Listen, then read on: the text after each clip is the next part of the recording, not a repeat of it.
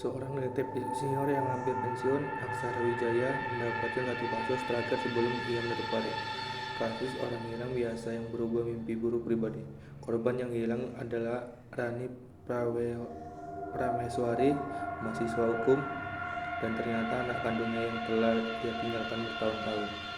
Saat menyelidiki, Aksara terjerumus dalam jaringan konspirasi gerak, kebohongan politik, dan rahasia keluarga sendiri.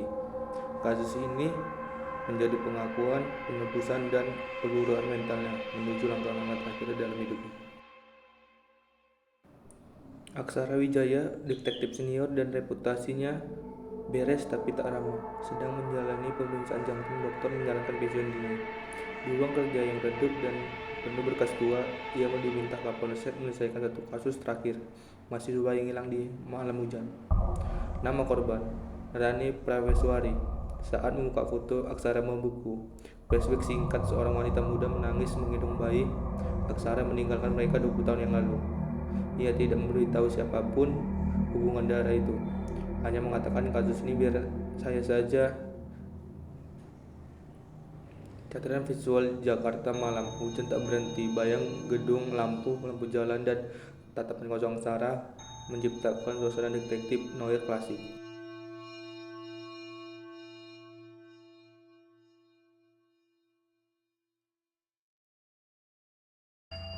Aksara menyusuri kamar kos Rani, menemukan catatan pribadi berisi kode, angka, dan nama-nama misterius.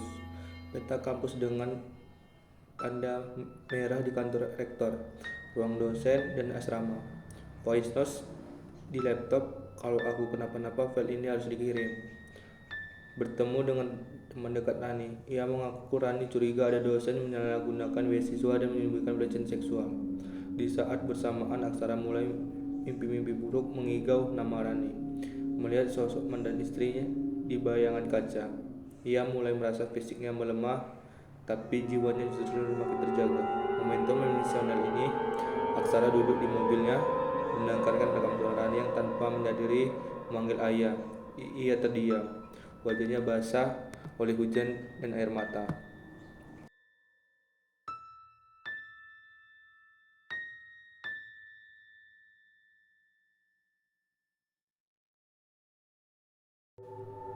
Jejak Rani membawa Aksara ke dunia bawah klub malam tempat penjabat kampus dan pejabat lokal berkumpul.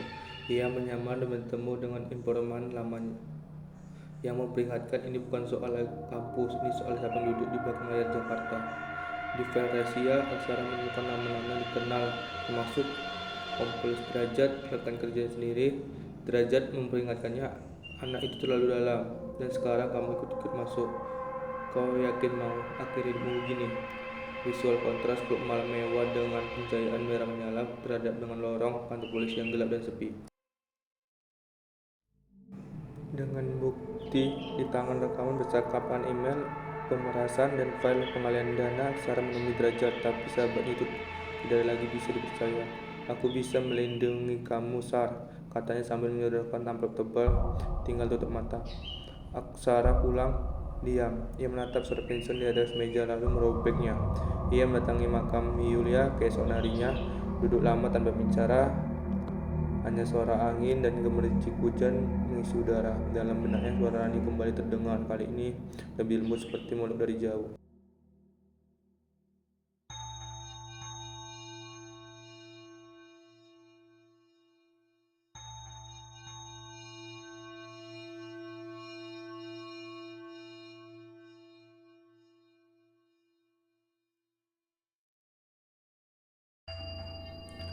Langit Jakarta berwarna kelabu, hujan turun sejak fajar, menetes perlahan di jendela ruang tunggu rumah sakit. Aksara Wijaya, pria berusia awal 60, duduk dengan tubuh tegap tapi wajah letih, kumisnya memutih, matanya tajam namun menyimpan beban puluhan tahun. Dokter di hadapannya berbicara dengan nada hati-hati. Pak Aksara, kondisi jantung Bapak tidak bisa diabaikan lagi. Pembesaran otot, tekanan darah tinggi. Kalau Bapak terus kerja dengan tekanan seperti ini, risiko bisa fatal. Aksara tidak menjawab. Ia hanya menatap keluar jendela, mengikuti aliran air yang menuruni kaca. Beberapa jam kemudian di kantor Polsek Metro Jaya, suasana langgang, lampu remang menerangi tumpukan map yang menggunung di meja tua milik Aksara. Ia baru saja menggantungkan jas hujan ketika Kapolsek masuk. AKBP Raditya, pria parubaya dengan raut cemas. Kasus orang hilang, mahasiswa nama Rani Praweswari, katanya sambil menyerahkan berkas. Bisa jadi kasus terakhirmu sebelum pensiun. Aksara membuka map ketika matanya menatap foto gadis itu. Dia seolah berhenti berputar. Napasnya tercekat wajah itu, wajah anak yang dulu ditinggalkannya. Malam itu di rumahnya yang sangat sunyi, Aksara membuka kotak besi itu. Di dalamnya ada foto Yulia, wanita yang pernah dicintainya, dan foto bayi mungil depan mata yang sama seperti dirinya. Mengulis foto itu pelan-pelan sebelum menyimpannya di saku jaket. Jejak yang dalam, kos sederhana di daerah Mamangun menjadi titik awal Aksara melangkah pelan ke kamar Rani. Di dinding penuh catatan keras tempel berisi nama-nama, tanggal, dan simbol aneh. Sebuah peta kampus terlihat ditandai garis merah. Kantor rektor, ruang dosen, dan gedung asrama. Ia menemukan laptop dengan pesan suara tersimpan. Kalau aku kenapa-kenapa, file ini tolong kirim ke ayahku, entah dia peduli atau tidak. Di luar hujan belum juga berhenti. Seorang mahasiswa bernama Tari, sahabat Rani, menceritakan bahwa Rani sedang menyelidiki penyalahgunaan dana beasiswa dan kasus pelecehan seksual yang ditutup di kampus. Tari membawa Aksara ke kafe tempat Rani sering menulis. Di sudut kafe itu, Aksara menemukan catatan Rani yang tertinggal, tulis tangan yang rapi namun penuh tekanan. Terlalu banyak diam dan mereka yang berbicara. Bungkam, aku harus cari siapa yang benar, siapa yang bohong. Aksara mulai kehilangan tidur di malam-malam sunyi. Ia mengigau nama Rani. Ia melihat bayangan Yulia, ibu Rani yang dulunya ditinggalkan. Gambar masa lalu dan suara anak perempuan menarik pikirannya. Perlahan membuka luka lama. Ia mengunjungi kampus tempat Rani kuliah. Di lorong sempit perpustakaan, ia berbincang dengan seorang pustakawan tua yang ingat Rani sebagai anak keras kepala yang terlalu ingin tahu. Ditanya soal arsip yayasan, soal pendonor beasiswa, yang saya bilang hati-hati, kamu punya rahasia yang tidak semua orang boleh tahu. Malam berikutnya membawa ke klub bernama Midas Club. Ia menyamar sebagai pengantar minuman, menginap ke ruang VIP. Di sana ia melihat pertama dan pengacara kampus berskoro duduk berdampingan dengan kompol derajat, mantan rekannya sendiri. Anak itu tahu terlalu banyak, ucap salah satu dari mereka. Setelah itu, Aksara bertemu Doni, mantan informan Intel. Doni mengungkapkan ini bukan sekedar korupsi kampus. Ini jaringan menjual data pribadi mahasiswa, perdagangan nilai akademi, dan menutupi skandal pelecehan dan reputasi. Aksara kembali kantor polisi malam itu dan mulai menyusun ulang bukti-bukti dari file laptop Rani. Ia mencetak satu persatu email, laporan keuangan palsu, hingga rekaman CCTV kampus.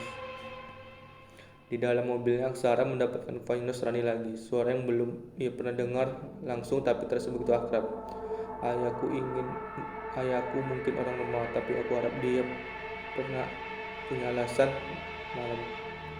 Malam itu ia menulis surat bukan untuk polisi, bukan untuk rekan kerjanya, tapi untuk Rani. Surat ini dimasukkan dalam satu jaketnya. Dengan bukti tangan, rekam percakapan, email pemerasan, dan file pengalian dana, Aksara menemui derajat, tapi sahabat itu tidak bisa lagi dipercaya. Aku bisa lindungimu, Sar, tapi sambil menyodorkan amplop tebal. Tinggal tutup mata. Aksara pulang, diam. Ia menatapi surat pensiun di atas meja lalu merobeknya. Ia mendatangi makam Yulia keesokan harinya. Duduk lama tanpa bicara, hanya suara angin kencang dan mengisi hujan mengisi udara. Ia menghubungi wartawan muda dari media independen, meneruskan sebagai file dengan pesan anonim.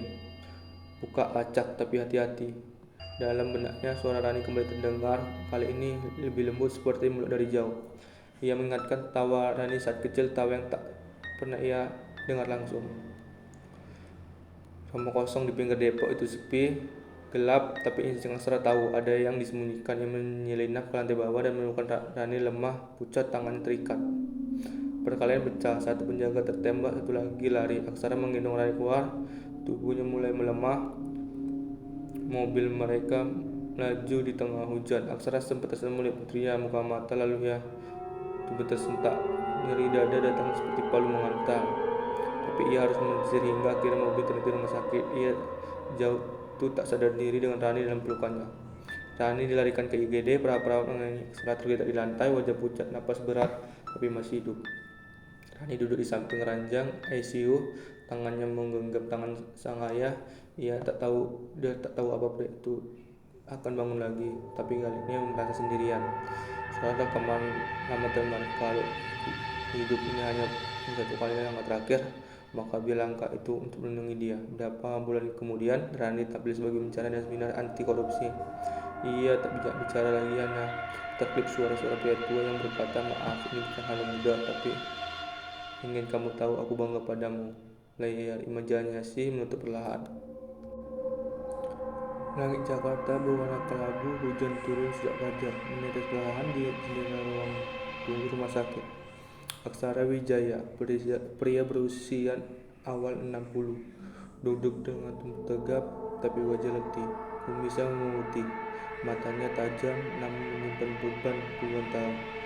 Dokter di hadapannya berbicara dengan nada hati-hati. "Pak Aksara, kondisi jantung Bapak tidak bisa diabaikan lagi. Pembesaran otot, tekanan darah tinggi. Kalau Bapak terus kerja dengan tekanan seperti ini, risiko bisa fatal." Aksara tidak menjawab. Ia hanya menatap keluar jendela, mengikuti aliran air yang menuruni kaca. Beberapa jam kemudian di kantor Polsek Metro Jaya, suasana langgang, lampu remang menerangi tumpukan map yang menggunung di meja tua milik Aksara. Ia baru saja menggantungkan jas hujan ketika Kapolsek masuk. AKBP Raditya, pria Parubaya dengan raut cemas. "Kasus orang hilang, mahasiswa nama Rani Praweswari," katanya sambil menyerahkan berkas. "Bisa jadi kasus terakhirmu sebelum pensiun." Aksara membuka map ketika matanya menatap foto gadis itu. Dia seolah berhenti berputar. Napasnya tercekat. Wajah itu, wajah anak yang dulu ditinggalkannya. Malam itu di rumahnya yang sangat sunyi, Aksara membuka kotak besi tua. Di dalamnya ada foto Yulia, wanita yang pernah dicintainya, dan foto bayi mungil depan mata yang sama seperti dirinya. Mengelus foto itu pelan-pelan sebelum menyimpannya di saku jaket. Jejak yang dalam, sederhana di daerah Mamangun menjadi titik awal. Aksara melangkah pelan ke kamar Rani. Di dinding penuh catatan keras tempel berisi nama-nama, tanggal, dan simbol aneh. Sebuah peta kampus terlihat ditandai garis merah. Kantor rektor, ruang dosen, dan gedung asrama. Ia menemukan laptop dengan pesan suara tersimpan. "Kalau aku kenapa-kenapa file ini tolong kirim ke ayahku, entah dia peduli atau tidak." Di luar hujan belum juga berhenti. Seorang mahasiswa bernama Tari, sahabat Rani, menceritakan bahwa Rani sedang menyelidiki penyalahgunaan dana siswa dan kasus pelecehan seksual yang di kampus. Tari membawa Aksara ke kafe tempat Rani sering menulis. Di sudut kafe itu, Aksara menemukan catatan Rani yang tertinggal, tulis tangan yang rapi namun penuh tekanan. "Terlalu banyak diam dan mereka yang berbicara. Bungkam, aku harus cari siapa yang benar, siapa yang bohong." Aksara mulai kehilangan tidur di malam-malam sunyi. Ia mengigau nama Rani. Ia melihat bayangan Yulia, ibu Rani yang dulunya ditinggalkan. Gambar masa lalu dan suara anak perempuan menari di pikirannya. Perlahan membuka luka lama. Ia mengunjungi kampus tempat Rani kuliah. Di lorong sempit perpustakaan, ia berbincang dengan seorang pustakawan tua yang ingat Rani sebagai anak keras kepala yang terlalu ingin tahu. Ditanya soal arsip yayasan, soal pendonor beasiswa, yang saya bilang, "Hati-hati, kampus ini punya rahasia yang tidak semua orang boleh tahu." Malam berikutnya membawa ke klub bernama Midas Club. Ia menyamar sebagai pengantar minuman, menginap ke ruang VIP. Di sana ia melihat Prof. Tama dan pengacara kampus berskoro duduk berdampingan dengan Kompol Derajat, mantan rekannya sendiri. "Anak itu tahu terlalu banyak," ucap salah satu dari mereka. Setelah itu, Aksara bertemu Doni, mantan informan Intel. Doni mengungkapkan ini bukan sekedar korupsi kampus. Ini jaringan menjual data pribadi mahasiswa, perdagangan nilai akademi, dan menutupi skandal pelecehan dan reputasi. Aksara kembali kantor polisi malam itu dan mulai menyusun ulang bukti-bukti dari file laptop Rani. Ia mencetak satu persatu email, laporan keuangan palsu, hingga rekaman CCTV kampus. Di dalam mobilnya Aksara mendapatkan voice Rani lagi, suara yang belum ia pernah dengar langsung tapi terasa begitu akrab. Ayahku mungkin orang lemah, tapi aku harap dia pernah punya alasan. Malam itu ia menulis surat bukan untuk polisi, bukan untuk rekan kerjanya, tapi untuk Rani. Surat ini dimasukkan dalam satu jaketnya. Dengan bukti di tangan, rekam percakapan, email pemerasan, dan file pengalian dana, Aksara menemui Derajat, tapi sahabat itu tidak bisa lagi dipercaya. Aku bisa lindungimu, Sar, tapi sambil menyodok agak tebal, tinggal tutup mata. Aksara pulang, diam. Ia menatapi surat pensiun di atas meja lalu merobeknya. Ia mendatangi makam Yulia keesokan harinya. Duduk lama tanpa bicara, hanya suara angin kencang dan hujan mengisi udara. Ia menghubungi wartawan muda dari media independen, meneruskan sebagai file dengan pesan anonim. Buka acak tapi hati-hati. Dalam benaknya suara Rani kembali terdengar, kali ini lebih lembut seperti mulut dari jauh. Ia mengingatkan tawa Rani saat kecil, tawa yang tak pernah ia dengar langsung. Rumah kosong di pinggir Depok itu sepi, gelap, tapi Aksara tahu ada yang disembunyikan. Yang menyelinap ke lantai bawah dan menemukan Rani lemah, pucat, tangannya terikat.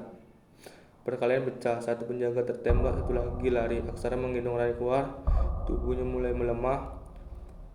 Mobil mereka melaju di tengah hujan. Aksara sempat tersenyum melihat putrinya, muka mata, lalu ia tubuh tersentak. Nyeri dada datang seperti palu menghantam, tapi ia harus menjerit hingga akhirnya mobil terhenti rumah sakit. Ia jatuh tak sadar diri dengan Rani dalam pelukannya. Rani dilarikan ke IGD, perawat menangis. Aksara tergeletak di lantai, wajah pucat, napas berat, tapi masih hidup. Rani duduk di samping ranjang ICU, tangannya menggenggam tangan sang ayah. Dia tak tahu apa itu akan bangun lagi, tapi kali ini merasa sendirian. Suara rekaman lama terdengar. Kalau hidup ini hanya punya satu kali langkah terakhir, maka dia langkah itu untuk melindungi dia. Beberapa bulan kemudian, Rani tampil sebagai pembicara dan seminar anti korupsi. Ia tak bicara lagi, hanya terklip suara-suara pria tua yang berkata, "Maaf, ini bukan hal yang mudah, tapi ingin kamu tahu aku bangga padamu." Layar imajinasi menutup perlahan.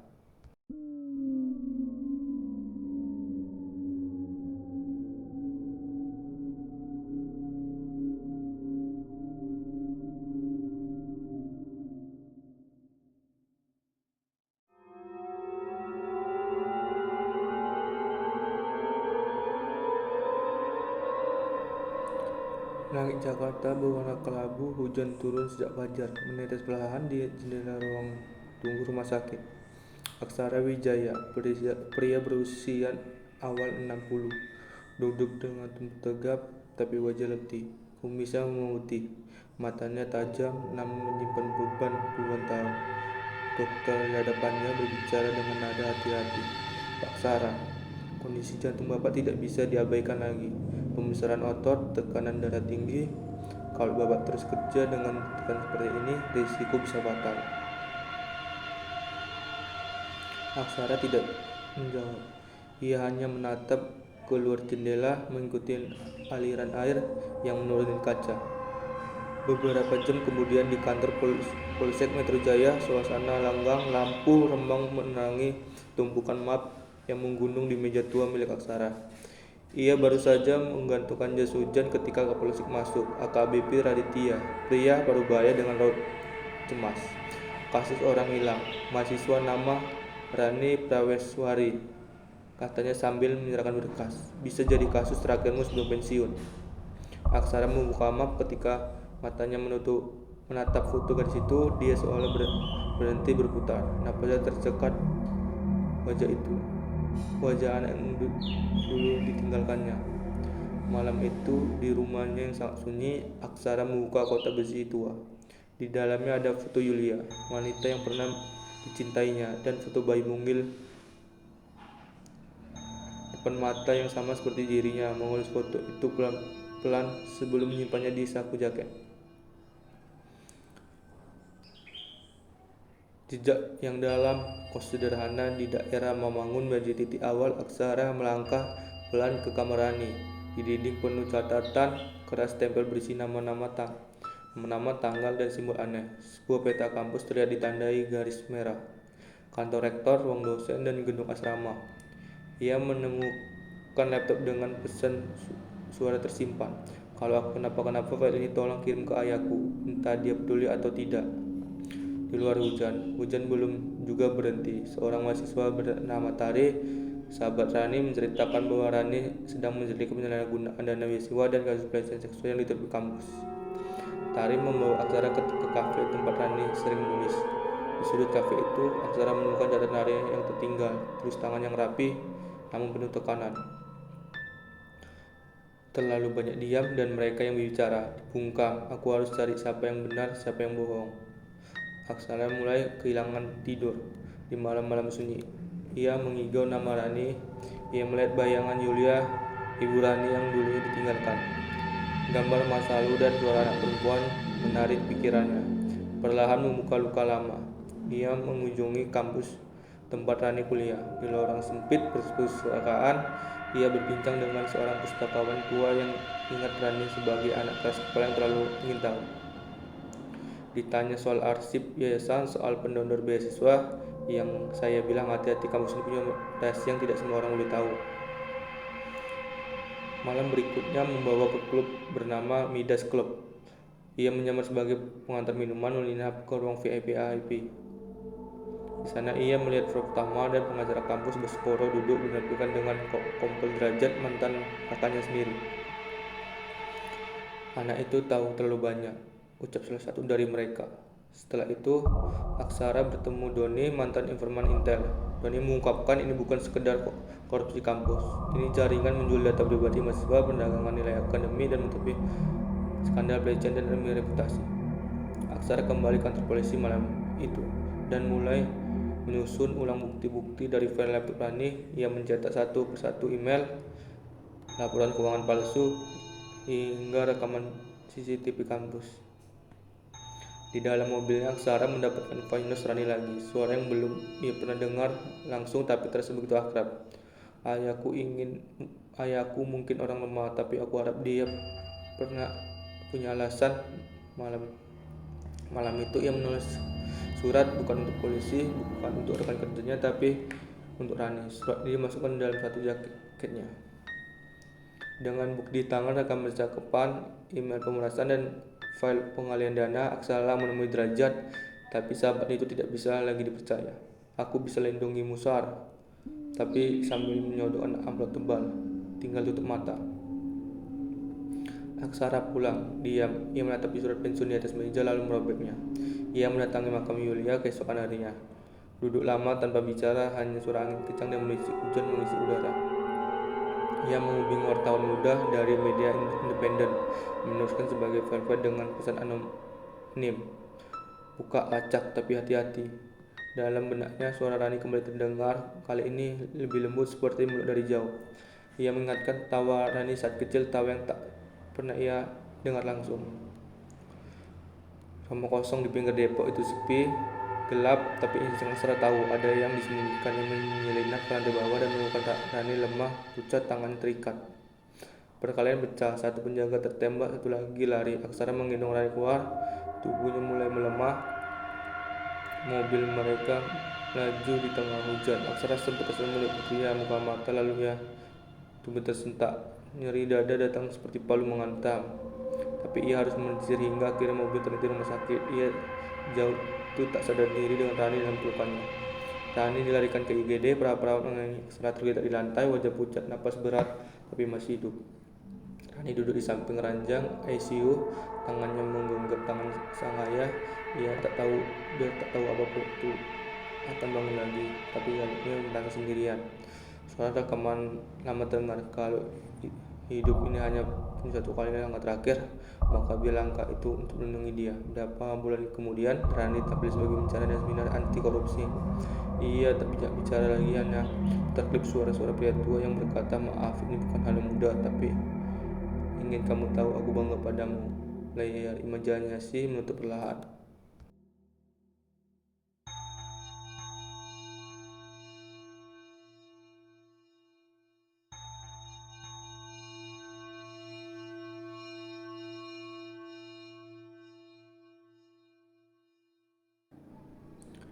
Langit Jakarta berwarna kelabu, hujan turun sejak fajar, menetes perlahan di jendela ruang tunggu rumah sakit. Aksara Wijaya, pria berusia awal 60, duduk dengan tegap tapi wajah letih. Kumisnya memutih, matanya tajam namun menyimpan beban puluhan tahun. Dokter di hadapannya berbicara dengan nada hati-hati. "Pak Aksara, kondisi jantung Bapak tidak bisa diabaikan lagi. Pembesaran otot, tekanan darah tinggi. Kalau Bapak terus kerja dengan tekanan seperti ini, risiko bisa fatal." Aksara tidak menjawab. Ia hanya menatap keluar jendela, mengikuti aliran air yang menurun kaca. Beberapa jam kemudian di kantor Polsek Metro Jaya, suasana langgang, lampu remang menerangi tumpukan map yang menggunung di meja tua milik Aksara.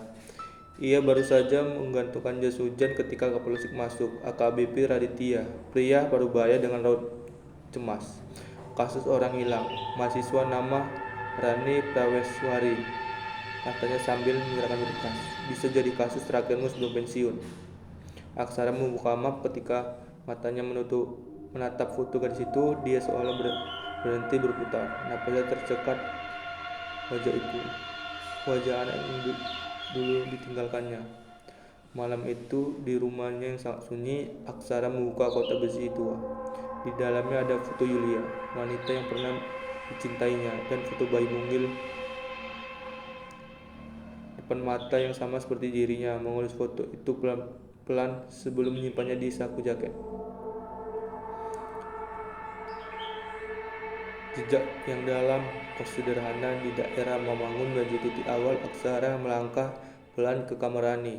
Di dinding penuh catatan keras tempel berisi nama-nama, tanggal, dan simbol aneh. Sebuah peta kampus terlihat ditandai garis merah. Kantor rektor, ruang dosen, dan gedung asrama.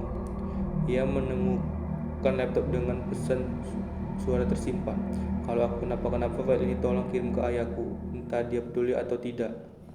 Di luar hujan belum juga berhenti. Seorang mahasiswa bernama Tari, sahabat Rani, menceritakan bahwa Rani sedang menyelidiki penyalahgunaan dana beasiswa dan kasus pelecehan seksual yang ditutup di kampus. Tari membawa Aksara ke kafe tempat Rani sering menulis. Di sudut kafe itu, Aksara menemukan catatan Rani yang tertinggal, tulis tangan yang rapi namun penuh tekanan. "Terlalu banyak diam dan mereka yang berbicara. Bungkam, aku harus cari siapa yang benar, siapa yang bohong." Aksara mulai kehilangan tidur di malam-malam sunyi. Ia mengigau nama Rani. Ia melihat bayangan Yulia, ibu Rani yang dulunya ditinggalkan. Gambar masa lalu dan suara anak perempuan menarik pikirannya. Perlahan membuka luka lama. Ia mengunjungi kampus tempat Rani kuliah. Di lorong sempit perpustakaan, ia berbincang dengan seorang pustakawan tua yang ingat Rani sebagai anak keras kepala yang terlalu ingin tahu. Ditanya soal arsip yayasan, soal pendonor beasiswa, yang saya bilang, "Hati-hati, kamu punya rahasia yang tidak semua orang boleh tahu." Malam berikutnya membawa ke klub bernama Midas Club. Ia menyamar sebagai pengantar minuman, menginap ke ruang VIP. Di sana ia melihat Pratama dan pengacara kampus berskoro duduk berdampingan dengan Kompol Derajat, mantan rekannya sendiri. "Anak itu tahu terlalu banyak," ucap salah satu dari mereka. Setelah itu, Aksara bertemu Doni, mantan informan Intel. Doni mengungkapkan ini bukan sekedar korupsi kampus. Ini jaringan menjual data pribadi mahasiswa, perdagangan nilai akademi, dan menutupi skandal pelecehan dan demi reputasi. Aksara kembali ke kantor polisi malam itu dan mulai menyusun ulang bukti-bukti dari file laptop Rani. Ia mencetak satu persatu email, laporan keuangan palsu, hingga rekaman CCTV kampus. Di dalam mobilnya, Aksara mendapatkan voice Rani lagi, suara yang belum ia pernah dengar langsung tapi terasa begitu akrab. Ayahku mungkin orang lemah, tapi aku harap dia pernah punya alasan. Malam malam itu ia menulis surat bukan untuk polisi, bukan untuk rekan kerjanya, tapi untuk Rani. Surat ini dimasukkan dalam satu jaketnya. Dengan bukti di tangan, rekam percakapan, email pemerasan, dan file pengalian dana, Aksara menemui Derajat, tapi sahabat itu tidak bisa lagi dipercaya. Aku bisa lindungimu, Sar, tapi sambil menyodorkan amplop tebal. Tinggal tutup mata. Aksara pulang, diam. Ia menatapi surat pensiun di atas meja lalu merobeknya. Ia mendatangi makam Yulia keesokan harinya. Duduk lama tanpa bicara, hanya suara angin kencang dan berisik hujan mengisi udara. Ia menghubungi wartawan muda dari media independen, meneruskan sebagai velvet dengan pesan anonim. Buka acak tapi hati-hati.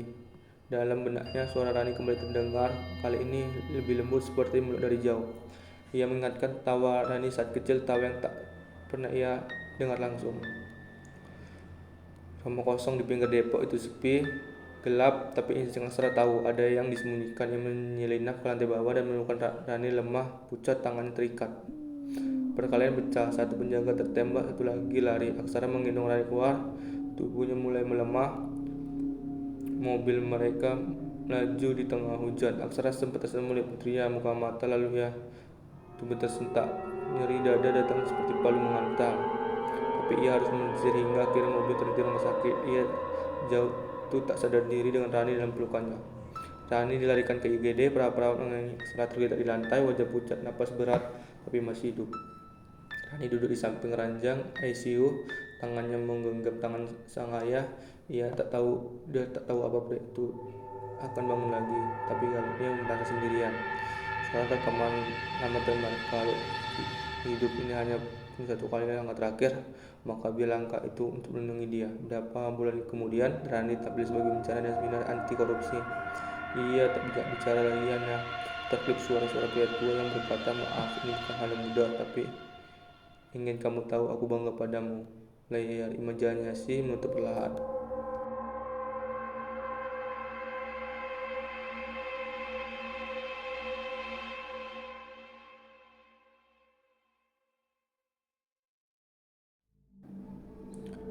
Langit Jakarta berwarna kelabu, hujan turun sejak fajar, menetes perlahan di jendela ruang tunggu rumah sakit. Aksara Wijaya, pria berusia awal 60, duduk dengan tubuh tegap tapi wajah letih. Kumisnya memutih, matanya tajam namun menyimpan beban puluhan tahun. Dokter di hadapannya berbicara dengan nada hati-hati. Pak Aksara, kondisi jantung Bapak tidak bisa diabaikan lagi. Pembesaran otot, tekanan darah tinggi. Kalau Bapak terus kerja dengan tekanan seperti ini, risiko bisa fatal. Aksara tidak menjawab. Ia hanya menatap keluar jendela, mengikuti aliran air yang menurun di kaca. Beberapa jam kemudian di kantor Polsek Metro Jaya, suasana langgang, lampu remang menerangi tumpukan map yang menggunung di meja tua milik Aksara. Ia baru saja menggantungkan jas hujan ketika Kapolsek masuk. AKBP Raditya, pria Parubaya dengan raut cemas. Kasus orang hilang, mahasiswa nama Rani Praweswari, katanya sambil menyerahkan berkas. Bisa jadi kasus terakhirmu sebelum pensiun. Aksara membuka map ketika matanya menatap foto gadis itu. Dia seolah berhenti berputar. Napasnya tercekat. Wajah anak yang dulu ditinggalkannya. Malam itu di rumahnya yang sangat sunyi, Aksara membuka kotak besi tua. Di dalamnya ada foto Yulia, wanita yang pernah mencintainya, dan foto bayi mungil depan mata yang sama seperti dirinya. Mengurus foto itu pelan-pelan sebelum menyimpannya di saku jaket. Jejak yang dalam, kos sederhana di daerah Mamangun menjadi titik awal. Aksara melangkah pelan ke kamar Rani. Di dinding penuh catatan keras tempel berisi nama-nama, tanggal, dan simbol aneh. Sebuah peta kampus terlihat ditandai garis merah. Kantor rektor, ruang dosen, dan gedung asrama. Ia menemukan laptop dengan pesan suara tersimpan. Kalau kenapa-kenapa kali ini tolong kirim ke ayahku, entah dia peduli atau tidak. Di luar hujan belum juga berhenti. Seorang mahasiswa bernama Tari, sahabat Rani, menceritakan bahwa Rani sedang menyelidiki penyalahgunaan dana siswa dan kasus pelecehan seksual yang diterima di kampus. Tari membawa Aksara ke kafe tempat Rani sering menulis. Di sudut kafe itu, Aksara menemukan catatan Rani yang tertinggal, tulis tangan yang rapi, namun penuh tekanan. Terlalu banyak diam dan mereka yang berbicara. Bungkam, aku harus cari siapa yang benar, siapa yang bohong. Aksara mulai kehilangan tidur di malam-malam sunyi. Ia mengigau nama Rani. Ia melihat bayangan Yulia, ibu Rani yang dulunya ditinggalkan. Gambar masa lalu dan suara anak perempuan menari di pikirannya. Perlahan membuka luka lama. Ia mengunjungi kampus tempat Rani kuliah. Di lorong sempit perpustakaan, ia berbincang dengan seorang pustakawan tua yang ingat Rani sebagai anak keras kepala yang terlalu ingin tahu. Ditanya soal arsip yayasan, soal pendonor beasiswa, yang saya bilang hati-hati, kampus ini punya rahasia yang tidak semua orang boleh tahu. Malam berikutnya membawa ke klub bernama Midas Club. Ia menyamar sebagai pengantar minuman, menginap ke ruang VIP. Di sana ia melihat Pratama dan pengacara kampus berskoro duduk berdampingan dengan kompol derajat mantan kakaknya sendiri. Anak itu tahu terlalu banyak, ucap salah satu dari mereka. Setelah itu, Aksara bertemu Doni, mantan informan Intel. Doni mengungkapkan ini bukan sekedar korupsi kampus. Ini jaringan menjual data pribadi mahasiswa, perdagangan nilai akademi, dan menutupi skandal pelecehan dan demi reputasi. Aksara kembali kantor polisi malam itu dan mulai menyusun ulang bukti-bukti dari file laptop Rani. Ia mencetak satu persatu email, laporan keuangan palsu, hingga rekaman CCTV kampus. Di dalam mobilnya, Aksara mendapatkan voice Rani lagi, suara yang belum ia pernah dengar langsung tapi terasa begitu akrab. Ayahku mungkin orang lemah, tapi aku harap dia pernah punya alasan. Malam itu ia menulis surat bukan untuk polisi, bukan untuk rekan kerjanya, tapi untuk Rani. Surat ini dimasukkan dalam satu jaketnya. Dengan bukti tangan, rekaman percakapan, email pemerasan, dan file pengalihan dana, Aksara menemui derajat, tapi sahabat itu tidak bisa lagi dipercaya. Aku bisa lindungimu, Sar, tapi sambil menyodorkan agak tebal, tinggal tutup mata. Aksara pulang, diam. Ia menatapi surat pensiun di atas meja lalu merobeknya. Ia mendatangi makam Yulia keesokan harinya. Duduk lama tanpa bicara, hanya suara angin kencang dan hujan mengisi udara. Ia menghubungi wartawan muda dari media independen, meneruskan sebagai velvet dengan pesan anonim. Buka acak tapi hati-hati. Dalam benaknya suara Rani kembali terdengar, kali ini lebih lembut seperti mulut dari jauh. Ia mengingatkan tawa Rani saat kecil, tawa yang tak pernah ia dengar langsung. Rumah kosong di pinggir Depok itu sepi, gelap, tapi insting Aksara tahu ada yang disembunyikan. Ia menyelinap ke lantai bawah dan menemukan Rani lemah, pucat, tangan terikat.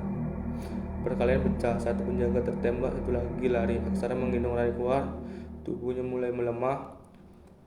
Mobil mereka melaju di tengah hujan. Aksara sempat tersenyum melihat putrinya, muka mata, lalu ia tubuh tersentak. Nyeri dada datang seperti palu menghantam. Tapi ia harus menjerit hingga akhirnya mobil terhenti rumah sakit. Ia jatuh tak sadar diri dengan Rani dalam pelukannya. Rani dilarikan ke IGD, perahu Aksara tergeletak di lantai, wajah pucat, napas berat, tapi masih hidup. Rani duduk di samping ranjang ICU, tangannya menggenggam tangan sang ayah. Dia tak tahu apa itu akan bangun lagi, tapi kali ini merasa sendirian. Suara rekaman lama terdengar, kalau hidup ini hanya satu kali langkah terakhir, maka dia langkah itu untuk melindungi dia. Beberapa bulan kemudian, Rani tampil sebagai pembicara dan seminar anti korupsi.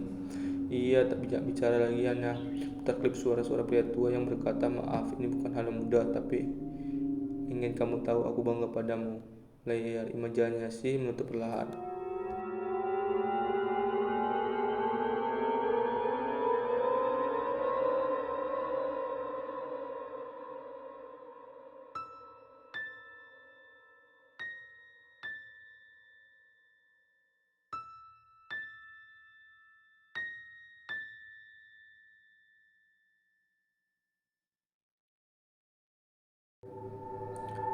Langit Jakarta berwarna kelabu, hujan turun sejak fajar, menetes perlahan di jendela ruang tunggu rumah sakit.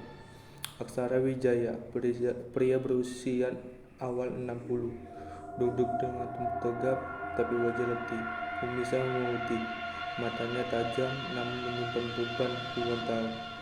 Dokter di hadapannya berbicara dengan nada hati-hati. Pak Sara, kondisi jantung Bapak tidak bisa diabaikan lagi. Pembesaran otot, tekanan darah tinggi. Kalau Bapak terus kerja dengan tekanan seperti ini, risiko bisa fatal. Aksara tidak menjawab. Ia hanya menatap keluar jendela, mengikuti aliran air yang menuruni kaca. Beberapa jam kemudian di kantor Polsek Metro Jaya, suasana langgang, lampu remang menerangi tumpukan map yang menggunung di meja tua milik Aksara. Ia baru saja menggantungkan jas hujan ketika Kapolsek masuk. AKBP Raditya, pria Parubaya dengan raut cemas. Kasus orang hilang, mahasiswa nama Rani Praweswari, katanya sambil menyerahkan berkas. Bisa jadi kasus terakhirmu sebelum pensiun. Aksara membuka map ketika matanya menatap foto gadis itu. Dia seolah berhenti berputar. Napasnya tercekat wajah itu, wajah anak yang dulu ditinggalkannya. Malam itu di rumahnya yang sangat sunyi, Aksara membuka kotak besi tua. Di dalamnya ada foto Yulia, wanita yang pernah dicintainya, dan foto bayi mungil depan mata yang sama seperti dirinya. Mengulas foto itu pelan-pelan sebelum menyimpannya di saku jaket. Jejak yang dalam, kos sederhana di daerah Mamangun menjadi titik awal Aksara melangkah pelan ke kamar Rani. Di dinding penuh catatan keras tempel berisi nama-nama, tanggal, dan simbol aneh. Sebuah peta kampus terlihat ditandai garis merah. Kantor rektor, ruang dosen, dan gedung asrama. Ia menemukan laptop dengan pesan suara tersimpan. Kalau aku kenapa-kenapa, file ini tolong kirim ke ayahku, entah dia peduli atau tidak. Di luar hujan belum juga berhenti. Seorang mahasiswa bernama Tari, sahabat Rani, menceritakan bahwa Rani sedang menyelidiki penyalahgunaan dana beasiswa dan kasus pelecehan seksual yang diterpa kampus. Tari membawa Aksara ke kafe tempat Rani sering menulis. Di sudut kafe itu, Aksara menemukan catatan harian yang tertinggal, tulis tangan yang rapi namun penuh tekanan. Terlalu banyak diam dan mereka yang berbicara. Dibungkam, aku harus cari siapa yang benar, siapa yang bohong. Aksara mulai kehilangan tidur di malam-malam sunyi. Ia mengigau nama Rani. Ia melihat bayangan Yulia, ibu Rani yang dulunya ditinggalkan. Gambar masa lalu dan suara anak perempuan menarik pikirannya. Perlahan membuka luka lama. Dia mengunjungi kampus tempat Rani kuliah. Di lorong sempit perpustakaan, ia berbincang dengan seorang pustakawan tua yang ingat Rani sebagai anak keras kepala yang terlalu ingin tahu. Ditanya soal arsip yayasan, soal pendonor beasiswa, yang saya bilang hati-hati, kamu sendiri punya rahasia yang tidak semua orang boleh tahu. Malam berikutnya membawa ke klub bernama Midas Club. Ia menyamar sebagai pengantar minuman, menginap ke ruang VIP. Di sana ia melihat Prof. Tama dan pengacara kampus bersekoro duduk berdampingan dengan Kompol Derajat, mantan rekannya sendiri. Anak itu tahu terlalu banyak, ucap salah satu dari mereka. Setelah itu, Aksara bertemu Doni, mantan informan Intel. Doni mengungkapkan ini bukan sekedar korupsi kampus. Ini jaringan menjual data pribadi mahasiswa, perdagangan nilai akademi, dan menutupi skandal pelecehan dan reputasi. Aksara kembali kantor polisi malam itu dan mulai menyusun ulang bukti-bukti dari file laptop Rani. Ia mencetak satu persatu email, laporan keuangan palsu, hingga rekaman CCTV kampus. Di dalam mobilnya, Aksara mendapatkan voice Rani lagi, suara yang belum ia pernah dengar langsung tapi terasa begitu akrab. Ayahku mungkin orang lemah, tapi aku harap dia pernah punya alasan. Malam itu ia menulis surat bukan untuk polisi, bukan untuk rekan kerjanya, tapi untuk Rani. Surat ini dimasukkan dalam satu jaketnya. Dengan bukti di tangan, rekam percakapan, email pemerasan, dan file pengalihan dana, Aksara menemui Derajat, tapi sahabat itu tidak bisa lagi dipercaya. Aku bisa lindungimu, Sar, tapi sambil menyodok anak tebal, tinggal tutup mata. Aksara pulang, diam. Ia menatapi surat pensiun di atas meja lalu merobeknya. Ia mendatangi makam Yulia keesokan harinya. Duduk lama tanpa bicara, hanya suara angin kencang dan berisik hujan mengisi udara. Ia menghubungi wartawan muda dari media independen, meneruskan sebagai velvet dengan pesan anonim. Buka acak, tapi hati-hati. Dalam benaknya suara Rani kembali terdengar, kali ini lebih lembut seperti mulut dari jauh. Ia mengingatkan tawa Rani saat kecil, tawa yang tak pernah ia dengar langsung. Rumah kosong di pinggir depok itu sepi, gelap, tapi Aksara tahu ada yang disembunyikan. Ia menyelinap ke lantai bawah dan menemukan Rani lemah, pucat, tangannya terikat. Perkelahian pecah, satu penjaga tertembak, satu lagi lari. Aksara menggendong Rani keluar, tubuhnya mulai melemah. Mobil mereka melaju di tengah hujan. Aksara sempat tersenyum melihat putrinya, muka mata, lalu ia tubuh tersentak. Nyeri dada datang seperti palu menghantam. Tapi ia harus menjerit hingga akhirnya mobil terhenti rumah sakit. Ia jauh itu tak sadar diri dengan Rani dalam pelukannya. Rani dilarikan ke IGD, perawat menangani. Aksara tergeletak di lantai, wajah pucat, napas berat, tapi masih hidup. Rani duduk di samping ranjang ICU, tangannya menggenggam tangan sang ayah. Dia tak tahu apa itu akan bangun lagi, tapi kali ini merasa sendirian. Suara rekaman lama terdengar. Kalau hidup ini hanya punya satu kali langkah terakhir, maka biar langkah itu untuk melindungi dia. Beberapa bulan kemudian, Rani tampil sebagai pembicara dan seminar anti korupsi. Ia tak bisa bicara lagi, hanya terklip suara-suara pria tua yang berkata, maaf, ini bukan hal mudah, tapi ingin kamu tahu aku bangga padamu. Layar imajinasi menutup perlahan.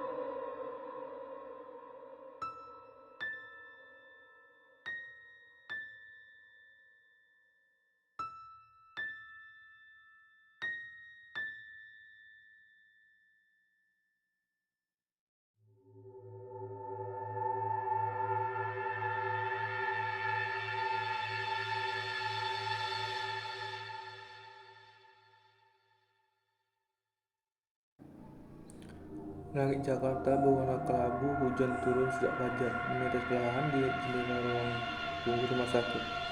Aksara Wijaya, pria berusia awal 60, duduk dengan tubuh tegap tapi wajah letih.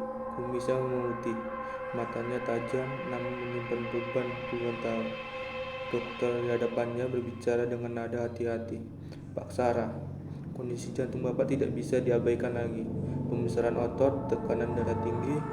Kalau Bapak terus kerja dengan tekanan seperti ini, risiko bisa fatal. Aksara tidak menjawab. Ia hanya menatap keluar jendela, mengikuti aliran air yang menuruni kaca. Beberapa jam kemudian di kantor Polsek Metro Jaya, suasana langgang, lampu remang menerangi tumpukan map yang menggunung di meja tua milik Aksara. Ia baru saja menggantungkan jas hujan ketika Kapolsek masuk. AKBP Raditya, pria Parubaya dengan raut cemas. Kasus orang hilang, mahasiswa nama Rani Praweswari, katanya sambil menyerahkan berkas. Bisa jadi kasus terakhirmu sebelum pensiun. Aksara membuka map ketika matanya menatap foto gadis itu. Dia seolah berhenti berputar. Napasnya tercekat wajah itu, wajah anak yang dulu ditinggalkannya. Malam itu di rumahnya yang sangat sunyi, Aksara membuka kotak besi tua. Di dalamnya ada foto Yulia, wanita yang pernah dicintainya, dan foto bayi mungil depan mata yang sama seperti dirinya. Mengelus foto itu pelan-pelan sebelum menyimpannya di saku jaket. Jejak yang dalam, kos sederhana di daerah Mamangun menjadi titik awal Aksara melangkah pelan ke kamar Rani. Di dinding penuh catatan keras tempel berisi nama-nama tanggal dan simbol aneh. Sebuah peta kampus terlihat ditandai garis merah. Kantor rektor, ruang dosen, dan gedung asrama. Ia menemukan laptop dengan pesan suara tersimpan. Kalau aku kenapa-kenapa, file ini tolong kirim ke ayahku, entah dia peduli atau tidak. Di luar hujan belum juga berhenti. Seorang mahasiswa bernama Tari, sahabat Rani, menceritakan bahwa Rani sedang menyelidiki penyalahgunaan dana beasiswa dan kasus pelecehan seksual yang ditutup di kampus. Tari membawa Aksara ke kafe tempat Rani sering menulis. Di sudut kafe itu, Aksara menemukan catatan Rani yang tertinggal, tulis tangan yang rapi, namun penuh tekanan. Terlalu banyak diam dan mereka yang berbicara. Bungkam, aku harus cari siapa yang benar, siapa yang bohong. Aksara mulai kehilangan tidur di malam-malam sunyi. Ia mengigau nama Rani. Ia melihat bayangan Yulia, ibu Rani yang dulunya ditinggalkan. Gambar masa lalu dan suara anak perempuan menarik pikirannya. Perlahan membuka luka lama. Ia mengunjungi kampus tempat Rani kuliah. Di lorong sempit perpustakaan, ia berbincang dengan seorang pustakawan tua yang ingat Rani sebagai anak keras kepala yang terlalu ingin tahu. Ditanya soal arsip yayasan, soal pendonor beasiswa, yang saya bilang hati-hati, kampus ini punya rahasia yang tidak semua orang boleh tahu. Malam berikutnya membawa ke klub bernama Midas Club. Ia menyamar sebagai pengantar minuman, menginap ke ruang VIP. Di sana ia melihat Prof. Tama dan pengacara kampus berskoro duduk berdampingan dengan Kompol Derajat, mantan rekannya sendiri. Anak itu tahu terlalu banyak, ucap salah satu dari mereka. Setelah itu, Aksara bertemu Doni, mantan informan Intel. Doni mengungkapkan ini bukan sekedar korupsi kampus. Ini jaringan menjual data pribadi mahasiswa, perdagangan nilai akademi, dan menutupi skandal pelecehan dan demi reputasi. Aksara kembali kantor polisi malam itu dan mulai menyusun ulang bukti-bukti dari file laptop Rani. Ia mencetak satu persatu email, laporan keuangan palsu, hingga rekaman CCTV kampus. Di dalam mobilnya, Aksara mendapatkan voice Rani lagi, suara yang belum ia pernah dengar langsung tapi terasa begitu akrab. Ayahku mungkin orang lemah, tapi aku harap dia pernah punya alasan. Malam itu ia menulis surat bukan untuk polisi, bukan untuk rekan kerjanya, tapi untuk Rani. Surat ini dimasukkan dalam satu jaketnya. Dengan bukti tangan, rekam percakapan, email pemerasan, dan file pengalihan dana, Aksara menemui Derajat, tapi sahabat itu tidak bisa lagi dipercaya. Aku bisa lindungimu, Sar, tapi sambil menyodokkan amplop tebal, tinggal tutup mata. Aksara pulang, diam. Ia menatapi surat pensiun di atas meja lalu merobeknya. Ia mendatangi makam Yulia keesokan harinya. Duduk lama tanpa bicara, hanya suara angin kencang dan hujan mengisi udara. Ia menghubungi wartawan muda dari media independen, meneruskan sebagai file dengan pesan anonim. Buka acak, tapi hati-hati. Dalam benaknya suara Rani kembali terdengar, kali ini lebih lembut seperti mulut dari jauh. Ia mengingatkan tawa Rani saat kecil, tawa yang tak pernah ia dengar langsung. Rumah kosong di pinggir depok itu sepi, gelap, tapi Aksara tahu ada yang disembunyikan. Ia menyelinap ke lantai bawah dan menemukan Rani lemah, pucat, tangannya terikat. Perkelahian pecah, satu penjaga tertembak, satu lagi lari. Aksara menggendong Rani keluar, tubuhnya mulai melemah. Mobil mereka melaju di tengah hujan. Aksara sempat tersenyum melihat putrinya, muka mata, lalu ia tubuh tersentak. Nyeri dada datang seperti palu menghantam, tapi ia harus menjerit hingga akhirnya mobil terhenti rumah sakit. Ia jatuh tak sadar diri dengan Rani dalam pelukannya. Rani dilarikan ke IGD, perawat menangis. Aksara tergeletak di lantai, wajah pucat, napas berat, tapi masih hidup. Rani duduk di samping ranjang ICU, tangannya menggenggam tangan sang ayah. Dia tak tahu apa itu akan bangun lagi, tapi kali ini merasa sendirian. Suara rekaman lama teman, kalau hidup ini hanya satu kali yang terakhir, maka dia langkah itu untuk melindungi dia. Beberapa bulan kemudian, Rani tampil sebagai pembicara dan seminar anti korupsi. Ia tak bijak bicara lagi, hanya putar klip suara-suara pria tua yang berkata, maaf, ini bukan hal mudah, tapi ingin kamu tahu aku bangga padamu. Layar imajinasi menutup perlahan.